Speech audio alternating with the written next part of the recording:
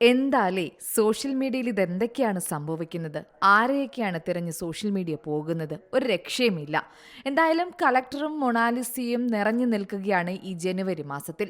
കാരണം ഒരുപാട് പേരുടെ പേരുകൾ സോഷ്യൽ മീഡിയയിൽ തിരഞ്ഞു നിൽക്കുന്നുണ്ടെങ്കിൽ പോലും പലരും ചോദിക്കുന്നത് സബ് കളക്ടർ ആൽഫ്രഡ് ഓവിയെക്കുറിച്ചും മൊണാലിസയെക്കുറിച്ചുമാണ്. സോഷ്യൽ മീഡിയ ഏറ്റെടുത്ത് താരങ്ങളാക്കിയ ഒരുപാട് പേരുണ്ട്. സബ് കളക്ടർ ആൽഫ്രഡ് ഓവിയെ വളഞ്ഞിട്ട് പിടിച്ച് ആരാധികമാർ ഇപ്പോൾ രംഗത്തെത്തിയിരിക്കുകയാണ്. കളക്ടറെ കണ്ടവരുണ്ടോ? ആരാണ് ഈ പുതിയ പയ്യൻസ്? ശരിക്കും പേരിതാണോ? വീടെവിടെ? പ്രായം? അങ്ങനെ എന്തൊക്കെ അറിയണം? ഒരു രക്ഷയുമില്ല. ഈ സോഷ്യൽ മീഡിയ കൊണ്ട് ഇപ്പോൾ തലവേദനയായിരിക്കുകയാണ് ഇവർക്കെല്ലാം. നെയ്യാറ്റിൻകര ഗോപന്റെ സമാധി വലിയ ചർച്ചകൾക്കും വിവാദങ്ങൾക്കുമാണ് തുടക്കമിട്ടത്. സംഭവം വാർത്തയായതിനു പിന്നാലെ സമൂഹ മാധ്യമങ്ങളിലൂടെ ശ്രദ്ധ പിടിച്ചുപറ്റിയയാളാണ് തിരുവനന്തപുരത്തെ സബ് കളക്ടർ.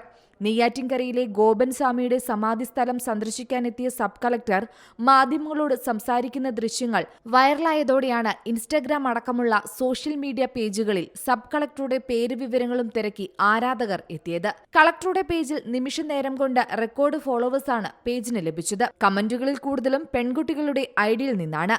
ഗോപൻ സ്വാമിയുടെ സമാധി പൊളിക്കലെത്തിയ സംഘത്തിലെ കളക്ടറെ തപ്പി സൈബറിടം ഇപ്പോൾ നിറഞ്ഞു നിൽക്കുകയാണ്.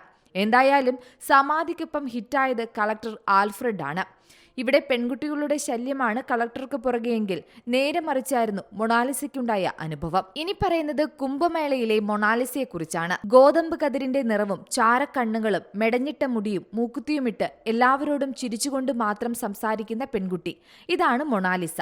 മഹാകുംഭമേളയിൽ മാല വിൽപ്പനയ്ക്കെത്തിയ മൊണാലിസയ്ക്ക് പിന്നാലെ തന്നെയാണ് ഇപ്പോഴും സോഷ്യൽ മീഡിയയുള്ളത്. 16-കാരിയുടെ സൗന്ദര്യവും ആകർഷണീയതയും സോഷ്യൽ മീഡിയയിൽ വൈറലായിരുന്നു. അച്ഛനമ്മമാർക്കും 2 സഹോദരന്മാർക്കുമൊപ്പം മധ്യപ്രദേശിലെ ഇൻഡോറിൽ നിന്ന് പ്രയാഗ്രാജിലെ കുംഭമേളയിലെത്തിയതാണ് മൊണാലിസ. ഈ ആരാധക ശല്യം വലിയ രീതിയിൽ തന്നെ മൊണാലിസയെ ബാധിച്ചു. എല്ലാവരും മൊണാലിസയ്ക്ക് പുറകെ ആയതോടെ ആ പെൺകുട്ടി മാല വിൽപ്പന നിർത്തി തിരിച്ച് നാട്ടിലേക്ക് പോവുകയും ചെയ്തു.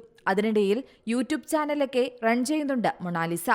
കുംഭമേളയിൽ വൈറലായി വെറും 10 ദിവസം കൊണ്ട് മൊണാലിസ 10 കോടി രൂപ സ്വന്തമാക്കിയെന്നാണ് ഇപ്പോൾ പടർന്നുപിടിച്ച മറ്റൊരു അഭ്യൂഹം. സത്യമാണോ നുണയാണോ എന്നറിയാതെ ഇക്കാര്യം സമൂഹ മാധ്യമങ്ങളിലൂടെ പടർന്നുപിടിക്കുന്നുണ്ട്. എന്നാൽ ഈ പ്രചരണം നുണയാണെന്നാണ് മൊണാലിസ വ്യക്തമാക്കുന്നത്.